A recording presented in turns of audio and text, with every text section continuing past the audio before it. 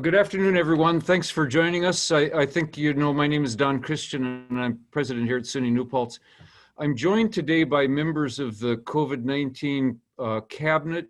We've been meeting since, I think, March 18, planning the spring semester, planning for the fall.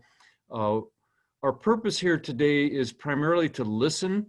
We want to hear from you about things that we may need to be responsive to with some fast planning and adjustments that we need to make in the face of our fall semester. We also would like to have an opportunity to hear from you about things that are going really well in your courses or other work that others might model and take to their classes or other parts of their work. I thought it would be useful context for our discussion today for me to share very briefly some of the findings of the SUNY survey of employees about the impact of COVID-19 that I'm sure some of you participated in. What I will share here are SUNY New Paltz survey results. These are segregated by campus. Our campus response rate was 46.8%. For those of you who are social scientists, you know that that's a social scientist dream to have a response rate quite that high. So that's based on 706 responses. We're gratified that 90% agree that senior leadership has shown care and concern for employees. That's been a big consideration in all of our work throughout this endeavor. I'll share first some results for teaching faculty. 53.3% of the teaching faculty had never taught a course online entering that post-spring break pivot that we had to do. For this fall, only 29% of teaching faculty felt moderately or very comfortable with the idea of in-person instruction, and that's pretty close to the percentage of our courses that we are offering face-to-face. This is a very cool and compelling statistic that 91% of teaching faculty feel moderately to very confident in their ability to teach online courses this fall. That's a great stat. About 81% of teaching faculty agree that you received the training and 86% the technical support to transition to remote instruction. And it's compelling that more than half of the teaching faculty would be interested in teaching a standard planned online course in the future. Relative to all employees, and this group has been very sensitive to the challenges that you've all faced, whether it's pivoting quickly to remote instruction in the spring, managing the multiple demands of either teaching or working remotely. And the stats bear that out. More than half of employees said it was harder to meet work responsibilities during the pandemic. The top three challenges that you all wrestled with were increased family responsibilities, lack of appropriate workspace, and problems with a computer. Nearly 80% of non-teaching employees were able to complete their work responsibilities at the same level as when they were working online, but only 59% of teaching faculty had that same sense. More than a third of you were dealing with dependents residing in your home who required care, and the statistics bore out very clearly that caring for those dependents affected your ability to work remote in a significant way. And so we're sensitive to the challenges that you've all worked to overcome. We're grateful for your work in doing that. And so we want to listen here today about, again, things that are going well, things that we need to know about that we may need to make adjustments on. So with that, Mike, I think you're going to admit people to comment and question. Yep, folks, if you have a comment or a question, please feel free to use the raise a hand feature. They'll be listed in order and we'll go through as people have questions and comments. And I will direct questions and comments to members of the COVID-19 cabinet as warranted.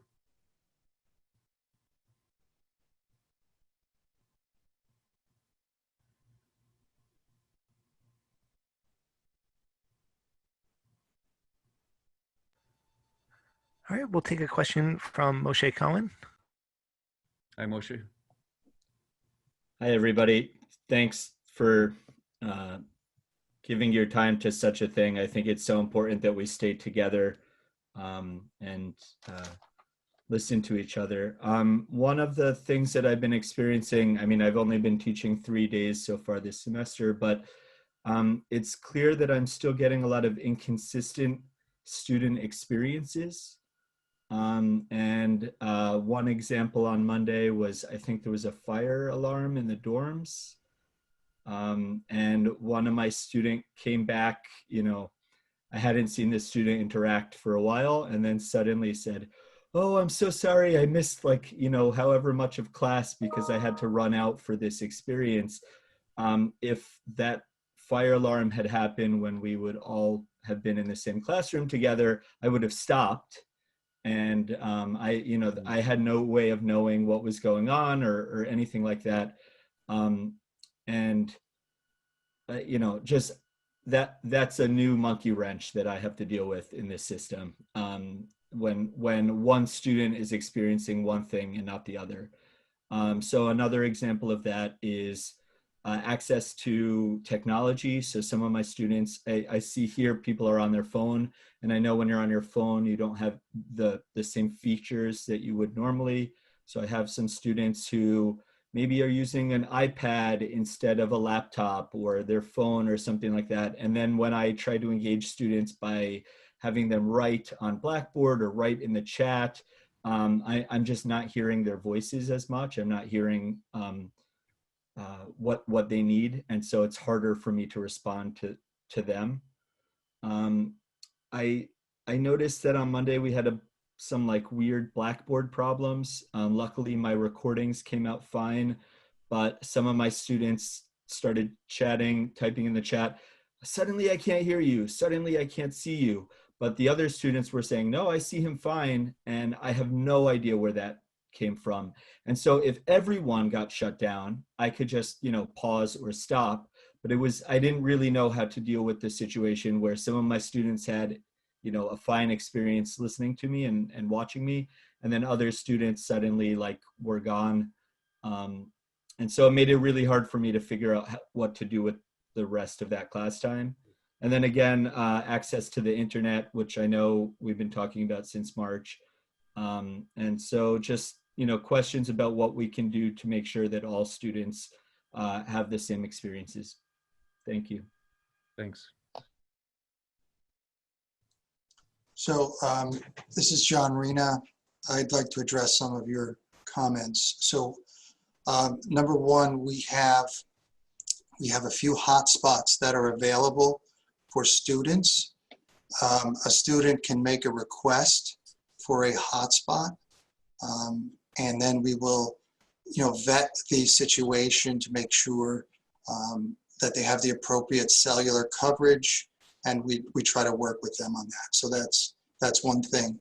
Regarding the Blackboard issue, we did discover there was an issue Monday, sort of in the evening, I believe it was, where we had a couple of reports that there was a disruption with Blackboard. So we followed up with our service provider. They acknowledged there was an issue. They've addressed the issue, and this is hosted by Blackboard. It's the Collaborate product. So yeah, that was unfortunate, and the vendor has indicated that they've corrected that situation. So before we move further, you know, what I might say is that perhaps some of these items, if there are solutions or news to share with teaching faculty or others, we might create a summary response to include in the daily digest. So that would be one way we could get feedback back to you about some of the things we're hearing here today.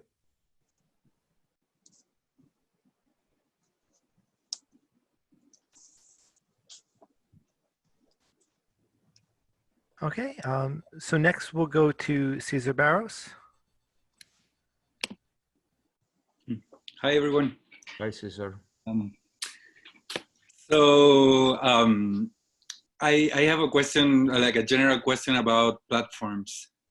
I know that there's no perfect platform. I've been trying to figure out what's the best. But given that these town halls and other kind of large meetings are being done through Zoom, and given that Zoom, it's becoming kind of the dollar of these environments. I was wondering, I'm assuming that it's like the most expensive one. Maybe not, I don't know. But talking with colleagues, so just to give you like, so Blackboard, for instance, like this is very nice because I can see everyone. I can see anyone that I want to. On Blackboard, I have to teach 30 students and I can see 3. So it's a real problem when you're trying to do like synchronous teaching. You can't see their faces. You can't see their expressions when you say something. You don't know if they're bored, if they're there, etc., etc. And I know that there's no perfect solution, but I was wondering if, so what has been the process, selecting this, the platforms? I understand that Blackboard, we already have Blackboard. It's easier to, incorporate. It may be cheaper, that's fine. I completely understand. I would like to know, for instance, if there is a way in the future that we can access Zoom, like the university is looking that issue, or it's too expensive to just even consider it. Yeah, that kind of thing. Thank you. And I guess I would ask John Reina and maybe Vice President Holstead to respond to that. Sure. So today we have 2 platforms that we support. We have Collaborate and we have WebEx. Zoom, as part of COVID, they offered to provide their product for free, and they extended the 40-minute time frame. SUNY is working on a contract with Zoom that would be SUNY-wide. It's still in the negotiation phase. They still have not finalized the terms and conditions, so we don't know what the cost is. Regarding WebEx, we are basically getting WebEx for free this year. So the issue would be a financial issue and a support issue. We can only effectively support 2 platforms, and also think about the student experience, right? If they have to deal with multiple platforms, it's also a burden for them. So what I'm also going to do is I'm bringing this forward to the Committee on Educational Technology next week as an agenda item. What I'd like to do is engage faculty to come up with what are the 2 best solutions for web conferencing, right? And again, try to get some consensus on that. Pick 2 tools that are cost effective and great from a faculty and student perspective. Cool. Does that answer your question? Thank you, John.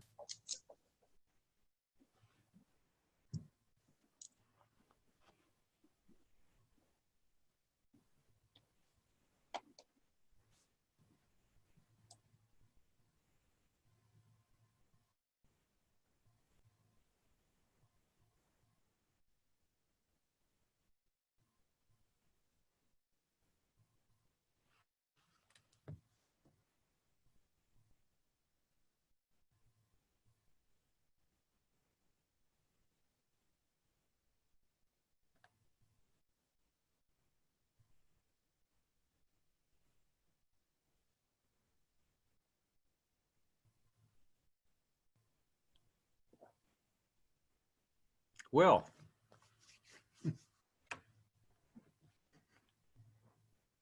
Mike, do we have any other hands raised? There are no hands raised at the moment. I don't know if anybody wants to address any comments or questions in the chat.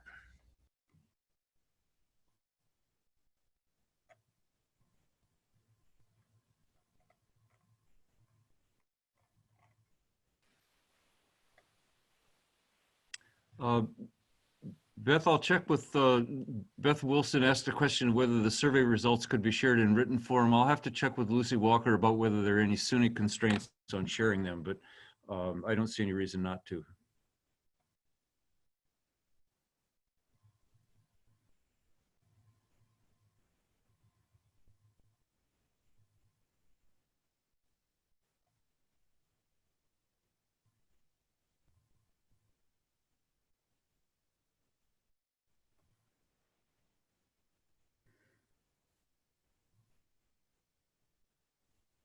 I commented in a Zoom session earlier today that I taught freshman biology, and so I'm used to waiting for questions.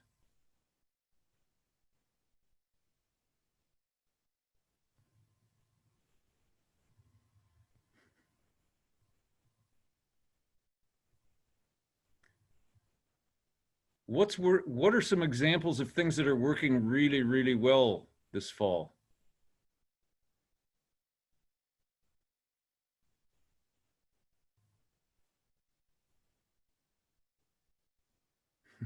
Maybe that was a risky question to ask.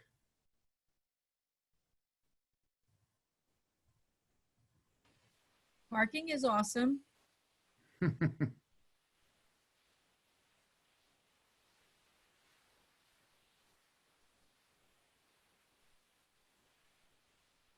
Okay, we have some hands. We'll go to Melissa Rock. Sorry, Moshe, you already had a turn, but we'll go to Melissa and then Judy, and then we'll go back to Moshe.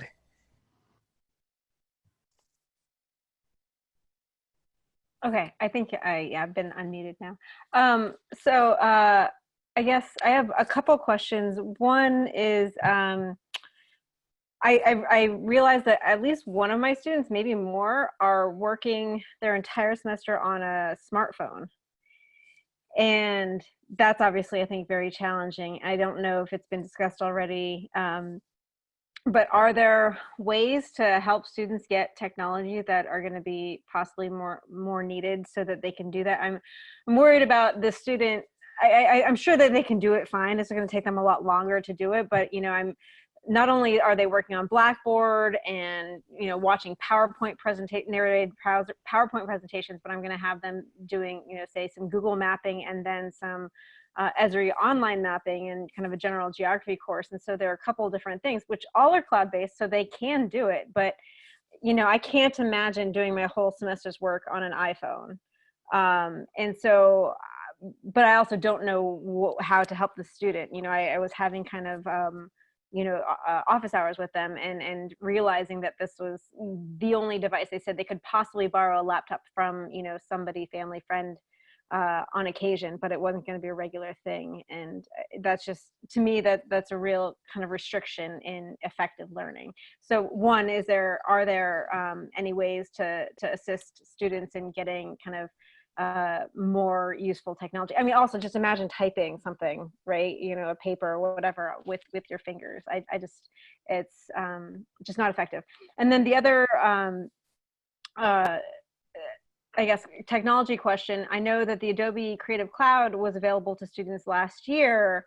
They were extending that so that they could have access to those software packages, but it's my understanding that they're not extended for this year. I guess if anybody, could comment on maybe what suites of packages have been extended for students to use in cloud-based ways, and then what's not. So, I mean, is it basically that they're on their own on what they have and what's freely available, or are there things that the university does have contracts on that are extended to students so that they're able to use them either in classes? And I'm thinking of it through, of course, the Dash Lab lens, and whether or not we could even offer programming for students. And if they don't have available access because they don't have an actual computer lab with that software available to them, we can't offer student programming to them this semester until we can actually get back in those physical spaces.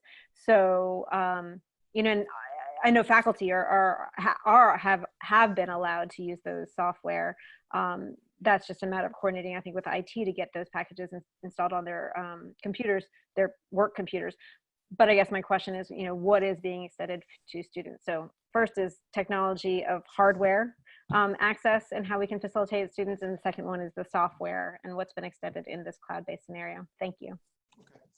So if you could have the student put in a ticket, or they can call the IT service desk and just state what their issue is about their, they only have their phone and it's very difficult. So have them put in a request. We could vet that. We do have a few loaner laptops that we could make available.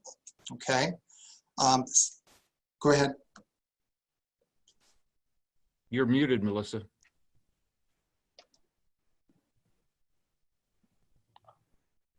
Okay, sorry, I was trying to unmute, but I don't have permissions to unmute myself. There's a student IT that they need to go to, like It's the student service desk. Okay. So they can go to support.newpaltz.edu if they have access to a computer, or they can call and talk to someone. Great, thank you so much. Okay, and then regarding Adobe, so you are correct, they did not extend that offer that they had made to students in the spring.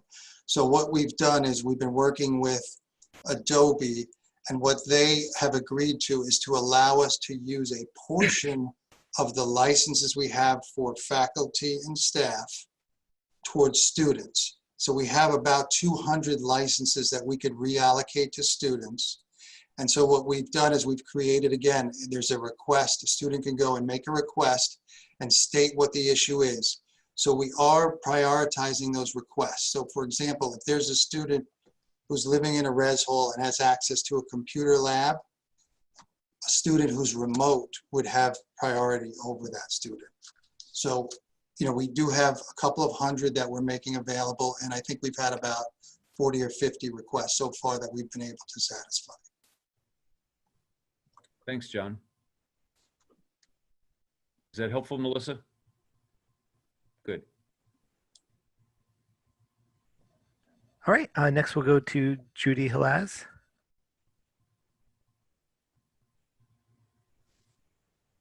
Hi, folks. Good to see you all. Hi, Judith. Hi. So I wanted to say two things. First, a success and some gratitude for the help that I got to have that success. A few weeks ago, before the semester started, I did a training with Kate Bohan on using Blackboard Collaborate to do small group work with the breakout rooms. And it worked. I was really happy. It worked really well, and the student feedback was really positive. They enjoyed it. And one of my students commented, "This is the first time I've done this in class," and I had to say, "Me too." But it worked out well, so that was a really nice experience. And she had some nice tips and tricks in the training, so if anyone hasn't done it and wants to try something new, I would highly recommend it. The other comment that I wanted to make is more about students switching their schedules and online versus seated course offerings. I teach in the sociology department some of the required courses, and what I'm seeing are quite a few students who anticipated taking seated classes now requesting to have a fully online schedule for the semester. And there aren't really seats available for them in the online classes. The online classes are full. The seated classes have some room available. And it's tricky. I mean, we're doing this on a case-by-case basis. If the student really needs the course this semester, can they take something else? And it's a lot of work with advising. We are a very large department. So I guess my larger concern is how much is the administration paying attention to these kinds of shifts and in the student needs and desires for how they want to take courses this semester, and also thinking about planning for the spring.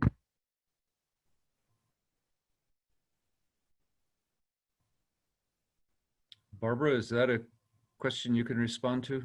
Yes, David is not here. So in doing our initial thinking and discussions about planning for the spring, we have talked about continuing to prioritize the courses, the same types of courses that we did in the fall.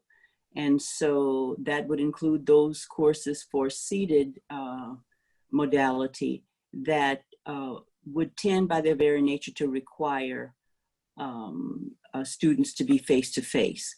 So many of the lab courses, many of the studio art courses, certain equipment intensive courses.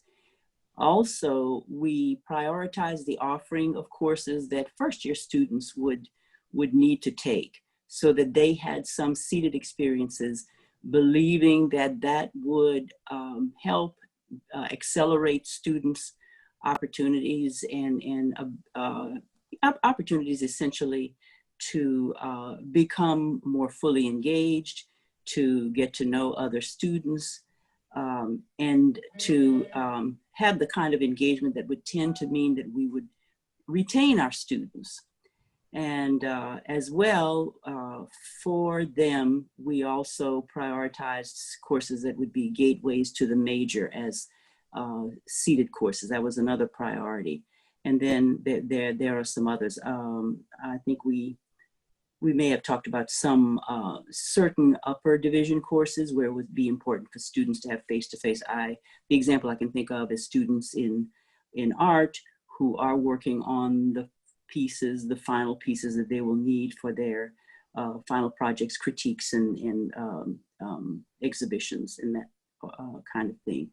So we're continuing to look forward to the kind of mix that we had in the fall, where about a quarter of our courses, and that's about the proportion of courses that we can accommodate with the space that we have, and that can be used where students and faculty have the requisite social distancing and so on. So we haven't seen those priorities, we haven't thought that those should change. We, of course, continue to want to learn what students' needs are. So we will, look to a way to learn about what students may be wanting. We hear evidence of, or we hear examples, I should say, from time to time. And I guess we need to think about how we could gather information more systematically. So we hear from you. We've heard a couple of examples where we know that some students wanted to switch to all online, but the examples we know about so far don't suggest to me that there are large numbers or large proportions of students who are wanting to switch those schedules. I have heard, again, more anecdotal, that first-year students who are here do like, even though it's very different than it might have been during a normal fall semester, they do like having the opportunity to be on campus, to get to know their fellow students, to bond, to form those little families within a family, and so on. Hi, Barbara. This is David. I'm here. Okay. Yeah, most of the feedback we have of students who want to go to all online, or those that do not have enough face-to-face or are losing their face-to-face classes, is pretty anecdotal. It's like, we'll get a comment from a parent, or the student will talk to their advisor about being unhappy. But we don't have a lot of data on what that really looks like at this point in time. We're only in the second semester, or we're only in the second week of instruction at this point in time. So, but our hope is, as Barbara has iterated, is that we end up with something like a 75%, 25% split once again when we move into the spring semester. As much as we would all like to think that the social distancing parameters are going to change between now and December, we're a little skeptical that that's actually going to happen. But as we learned last spring, a lot can happen in a very short period of time, and so we'll have to watch the unknowns as they unfold. But the best planning we can do right now is to try to replicate in the spring what we have right now.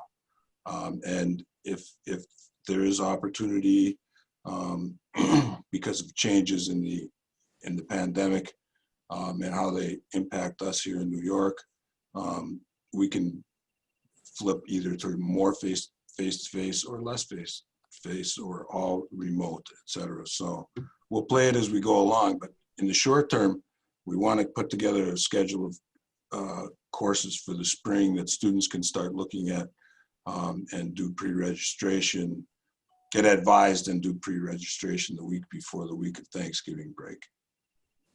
Thanks, David.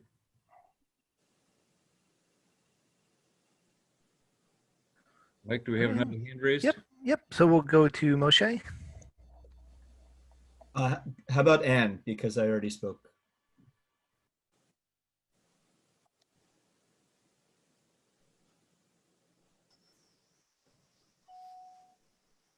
Hey there. Thanks. And I'm sorry, I'm appearing as Ann Campbell here. I use Zoom in my other life as well. So I can report that I have about a quarter of the students in my seated lab who have trickled into my virtual lab section, which is fine and actually beneficial. But today I had 3 who participated online instead of in the seated section. One has strep and the other 2 have COVID symptoms, or one has COVID symptoms and the other lives with the person with COVID symptoms. I have no way to know if these students have already been working with the contact tracers and if they're on or off campus or anything of the sort, and I wasn't sure what to do about that. So I was going to send somebody an email. I wasn't sure to whom I should send it, so I thought I would raise that here. I also have to say, yes, the support has been wonderful, and I tried the Collaborate breakout groups successfully as well. We're off to a good start despite the glitches on Monday evening. And I have one other comment for spring, which is I feel the loss of the study days at the end of the semester, the makeup days. That's usually sort of a decompression time to run extra review sessions, make sure students have completed everything. And I'm hoping there will be a plan to put those back in the spring calendar, no matter how we adjust or compress it. So that was a lot all at once. Thanks. Thanks, Anne. Dr. Ordway, is that a question that you can answer, first part that you can respond to? Well, certainly if the students took their screening test or their screening before they came to campus, or if they're planning on coming to campus, it says that they should contact Student Health Service. I don't really know whether those particular students did or didn't. We've been trying to, contact the ones that don't contact us. And that takes up quite a bit of our day.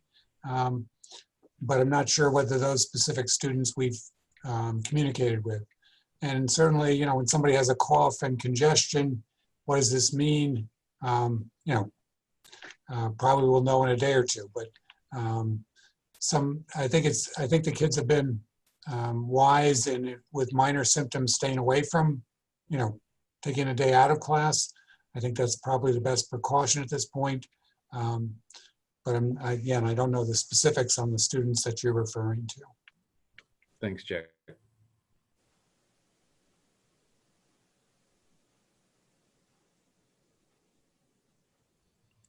All right, we'll go to Moshe. I don't want to be all negative. I've had some really amazing experiences so far in 3 days. My students seem to be reacting really well to engagement.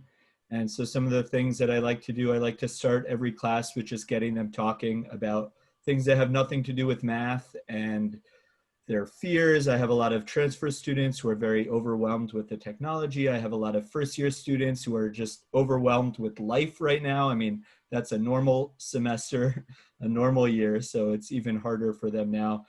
And so just giving them the chance to connect with each other on that, I think they're appreciating the time that I'm giving them out of my class. I then use the whiteboard feature in Blackboard Collaborate Ultra, and I have students anonymously type in just questions and things like that.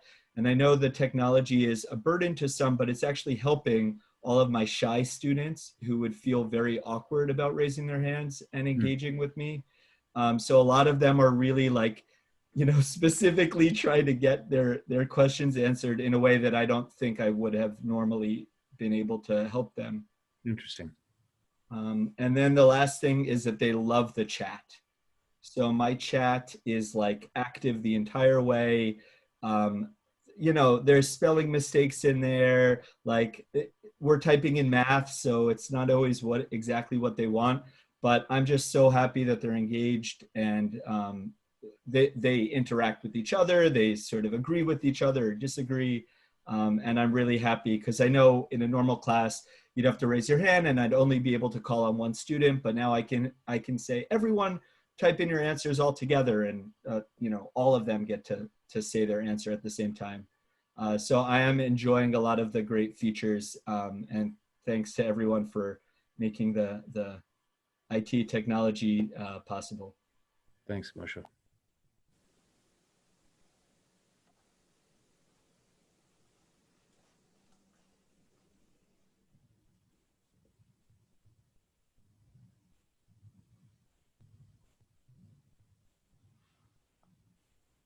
Any other hands, Mike? I can't raise my hand. This is Stella, because I can't figure it out. But can I make a comment about makeup days and finals, if that's okay? Because Anne had mentioned some of that in her comment. Sure. So I just want to let everyone know that we were not happy about losing those couple of days at the end of the semester. But do know, even though it's not ideal, Saturdays are available to hold sessions. So if you want to load up on an extra Saturday and then save a day at the end of the semester for review, that might be a way in which you can handle it. We did get some reach out from departments that use common exams, and we gave them an option in the finals calendar on where they can do final exams for multiple classes. So as these situations come up with the academic calendar, feel free to reach out to me. Happy to work through it with you, but certainly Saturdays are an option if you want to utilize that in another way, and then save your last day or two for review sessions. Okay, thanks, Stella.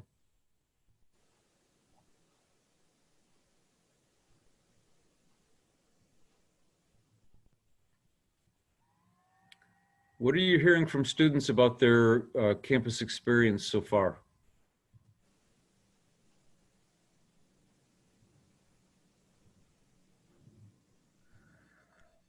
It seems Katherine Raynor has a hand raised. Hi, sorry, I had a couple comments before your question. Sure, go ahead.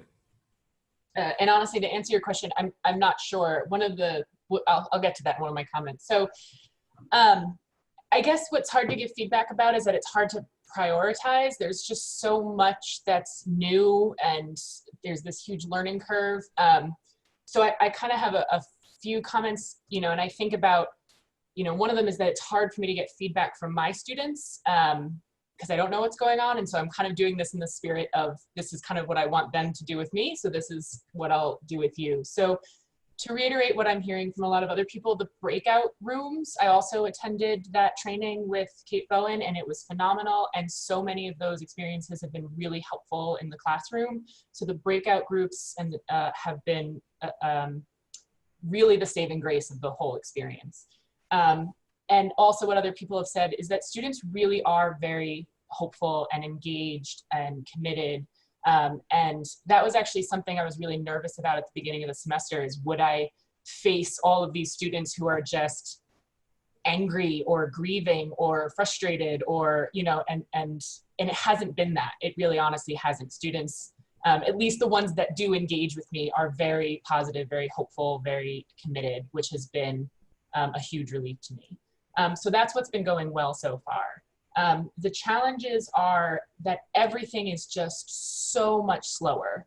You know, you know, every question takes twice as long because it's, you know, oh, can you hear me? Can you see me? Is this working? Okay, here's my question. And then everything just takes so much longer, both in the classroom and out of the classroom. Because out of the classroom, you know, there's all these tweaks and all these things you have to add to Blackboard and all of these things you have to post and follow up with. And it's I know you said this in the beginning with the survey, but the amount of time it takes to do what it used to take sometimes, you know, minutes or just a few hours to do, now it takes an entire day or more. So And then balancing that with, especially because I teach courses that within the course, everything I teach builds on each other. So if I don't get to certain things, that has this domino effect throughout the course. And then not only through the course, but then it's part of a series of courses. So things that, you know, I could let go of last semester because I'm like, okay, there's bigger things happening now. We're starting to see the effects of that, and that's going to keep getting worse as time goes on.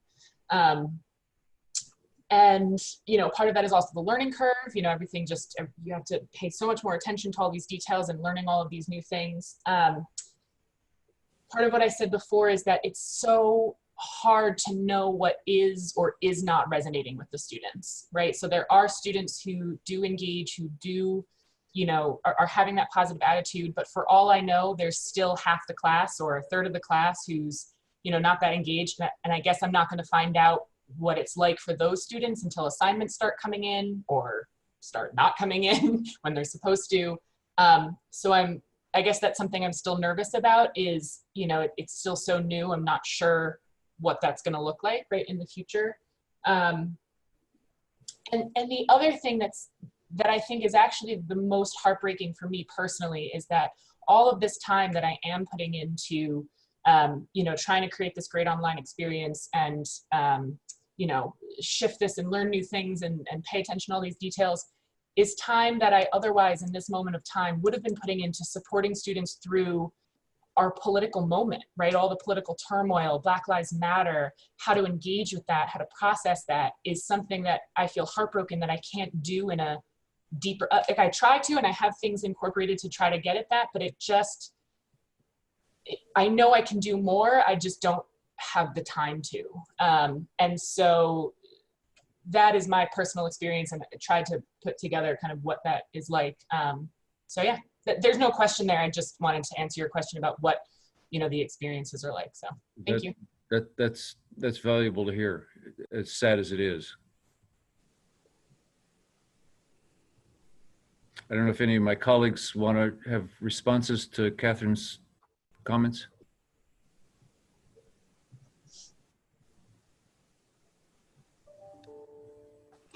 Yes, I don't, this is Barbara. I don't have much of a comment, except I do wonder what faculty may be hearing, not only from colleague faculty here on our campus, but faculty in their disciplines elsewhere. So I just wonder whether there are some possible opportunities to gain some knowledge of just a few strategies that could make a difference.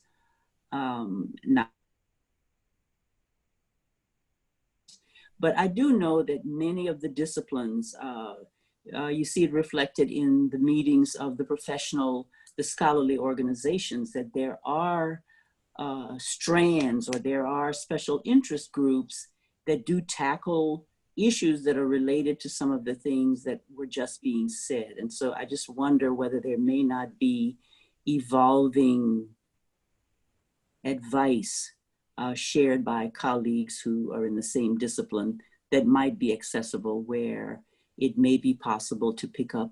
Sometimes it takes just a few things. And obviously with things feeling as if they're slowed down and being slowed down, we're not talking about a multiplicity of things that one might want to try, but sometimes there are particular strategies that are effective that allow coverage of content, to move along or to happen in a way that students get the concepts that are so important because they're going to be built on, and that engage students and that in effect have allow the achievement of multiple learning goals at the same time. Some strategies are better and richer for that.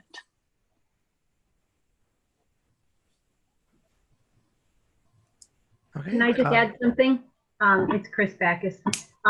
Katherine, I just wanted to say that, I'm not teaching right now, but I certainly can identify with what you're experiencing as far as how slow and difficult so many things are that we generally just are able to do. And you just find that, it's wearing. And at the end of the day, you're much more tired then you feel like you should be for what you've gotten done. And so I just wanted to let you know that, that I feel that too. And I think a lot of people do, and probably our students do. And so I think we just have to have fair and reasonable expectations of ourselves, really, of how much, I can hear from you and from so many people that people are trying as hard as they can to make this as rich an experience and to do as well as they can.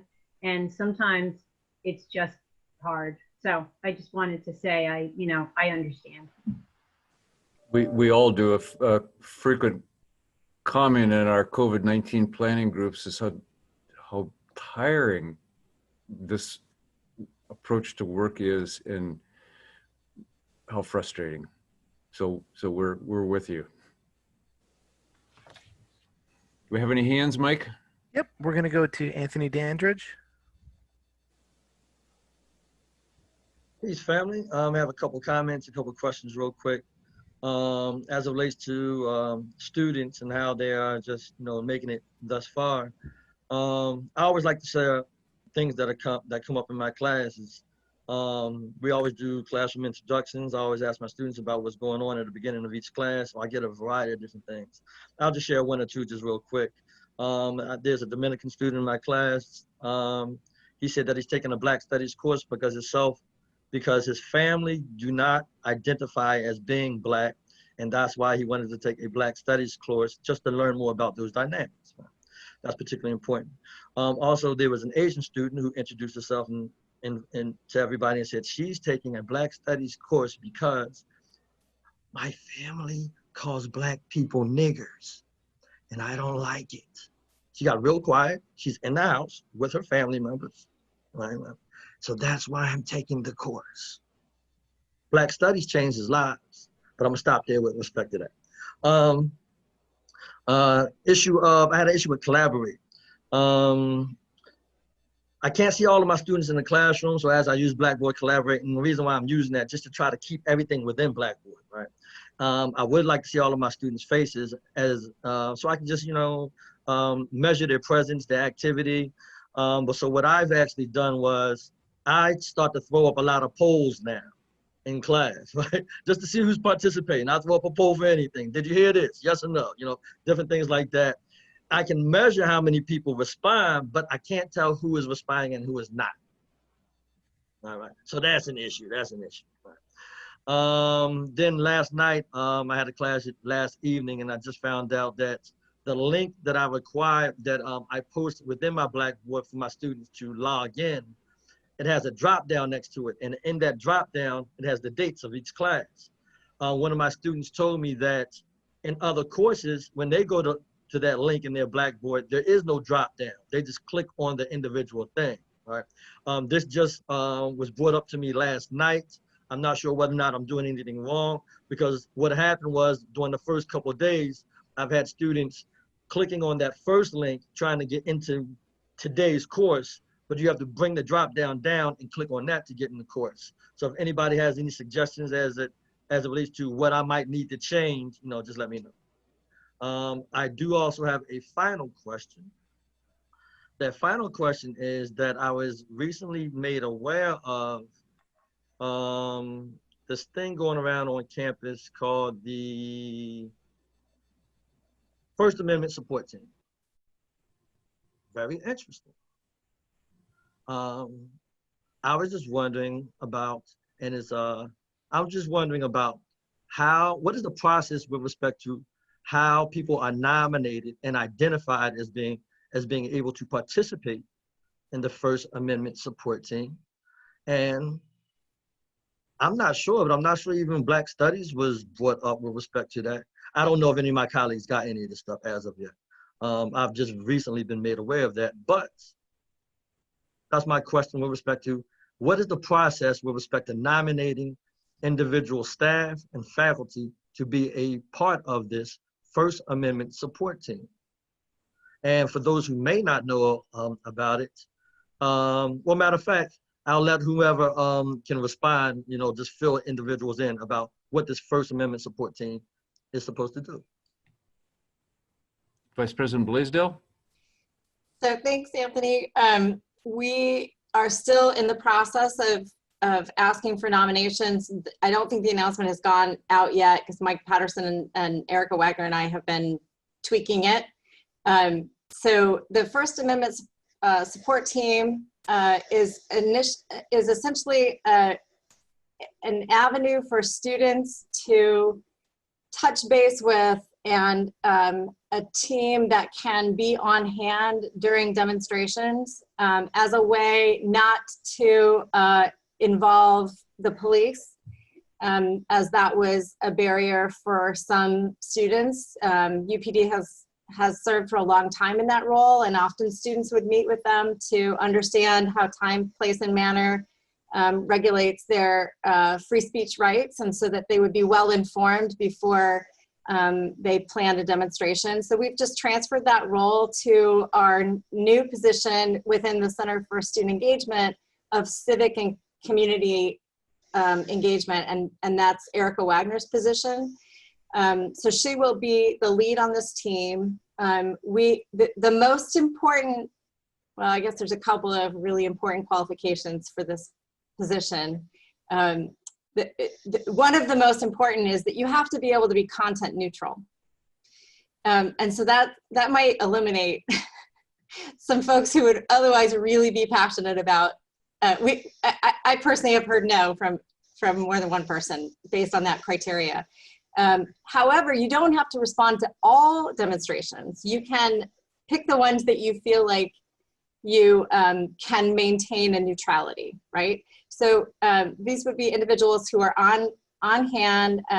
You know, often our organizers of a demonstration are well informed, but may not be prepared for who shows up, counter protesters, or just a large group. Sometimes community members and others will show up and not really understand how a demonstration is regulated. So the team would be on site to help answer questions and just make sure that everyone stays safe, particularly in the light of our current public health epidemic. So that's sort of how the team works.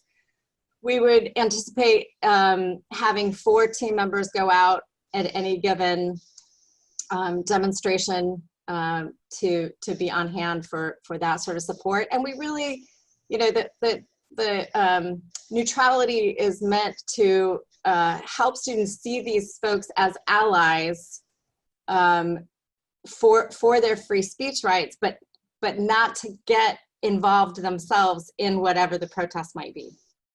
So it's that distancing that's important. The other important qualification is just judgment. You know, we want people with good people skills that can influence and you know, sort of de-escalate any sort of tension that might be happening between protests, and knowing when a situation becomes dangerous, at which time we would call in UPD for extra support. So that's really the qualifications. If you're interested, you can contact me, or you can contact Erica Wagner or Mike Patterson. But we will be sending out some nomination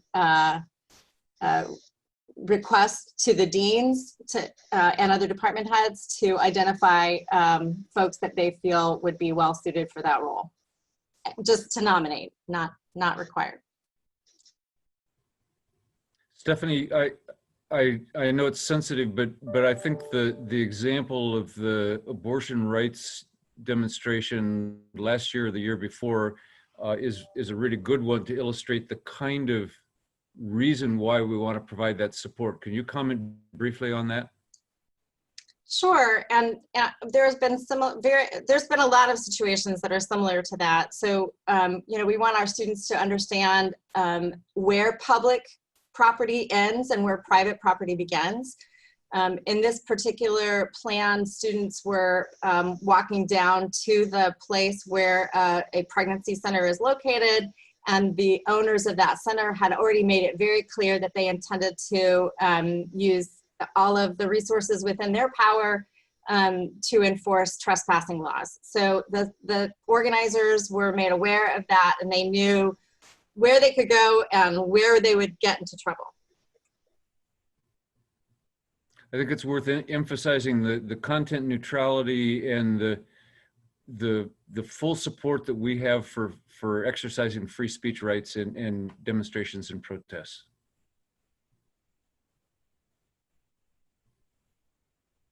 Does that answer your question, Anthony? Yeah, I mean, it answers my question. I mean, I can proceed further, but at the end of the day, I just wanted to know really what was going on. Sure. What does the process look like? I did not know you guys were still really in the initial stages of it. So sorry if I put you on the stage, put you on blast right now. You know I love you, Stephanie. Right? Yeah, Anthony, I love you too. So I mean, this was sort of, you know, one of those things where we had to get our skeleton sort of crew ready. So that's like Mike, myself, Rich Winters, Erica, and should I say the one member who's already committed? I don't know if she wants me to tell the whole group.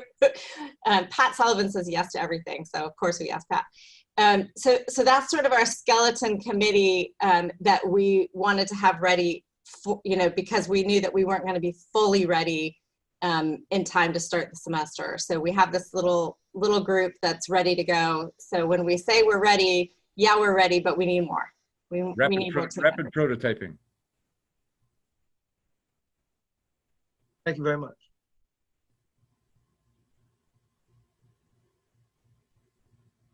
Can anybody help me with that collaborate issue though? Does anybody know how I can just have the one link for collaborate as opposed to having a link that they click on for each class? Catherine? Anthony, it looks like Jessica put something in the chat about that. She's willing to help you. You can always reach out to the IT service desk and put in a ticket, and Kate, Rich, or Troy would be glad to help you. Great. Thanks, John. Do we have another hand, Mike? There are no hands raised at the moment, unless anybody's seen any physical hands on any of the cameras, but no virtual hands raised.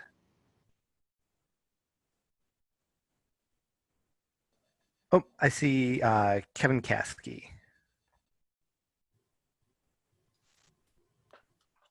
Okay, I'm unmuted. Well, here I am on the top floor of Vandenberg. It's nice and quiet. I'm looking out and seeing that I can't see the top of the ridge because it's fogged in, but it's still a lovely place to work. And I wanted to mention unforeseen consequences that went both ways. In the spring, of course, we have to pick our books pretty early. And here in the business school, I have the pleasure of one of the courses I teach is regularly ranks, not just my section, but all the sections across the board, as the least popular course in the undergraduate program in business, Stats 1. And one of the things we did was we've moved to R and R Studio in the last couple of years. And we switched our textbook and we went to one that had one of the reasons we went to it is it had a really good connection to the web-based support of the publisher. Some of you may be familiar with things like Wiley Plus or Pearson My Whatever Lab or McGraw-Hill, it's Connect. So our textbooks have Connect. And in a normal semester, that's not such a big plus, but man, when everything's online, it's really nice to have the support they have. So I lucked out. We picked that before we went off campus in the spring. The RStudio is an interesting one. If you did a quick Google on what type of things does the business world expect business undergraduates to know, and knowing how to do stats using R is way up above knowing how to do stats with Excel. But one of the big pluses is it's free, so students can put it on their laptop, and then when they run into a problem, they can come into my office and show me their lap. Oops, can't do that anymore. So one of the big pluses of the RStudio kind of went away. But another inadvertent solution, we're testing Nomia. Now, I'm not getting big buy-ins on my recording my videos, talking to, I introduce each module, you go to them, I follow the module format, and I have a video with me introducing, sitting up here in Vandenberg, introducing each module. That's not a big buy-in, but what really is great is the screen capture mode. I can bring up our studio, I can bring up Excel or whatever, and it captures me walking through the software and bringing the files in and doing the calculation, and you can see the cursor move, and you can see the files open, and then that voiceover is great. So they don't necessarily want to see my lovely face, but to see me working problems using Nomia, man, you sold me. That's a good tool. So I think that's about what I wanted to talk about. Good things and bad things. And yeah, Nomia is really helping me out, folks. Thanks, Kevin.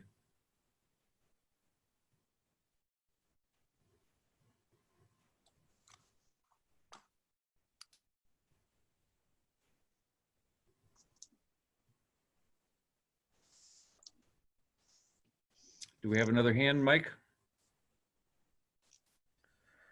No hands raised at the moment.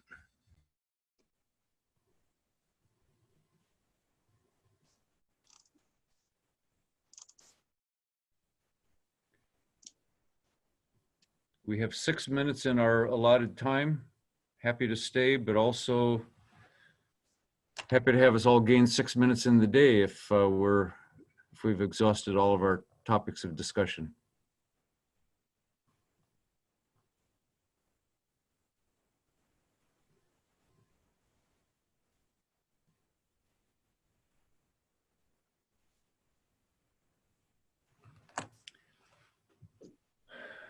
Okay, I will make an executive decision. We will end a couple minutes early, and I thank everybody for joining us. We appreciate your attention. By all means, as you encounter issues that we can respond to, don't hesitate to reach out to any one of us or to your deans or director, and we want to tackle things and keep the semester moving as smoothly as we can.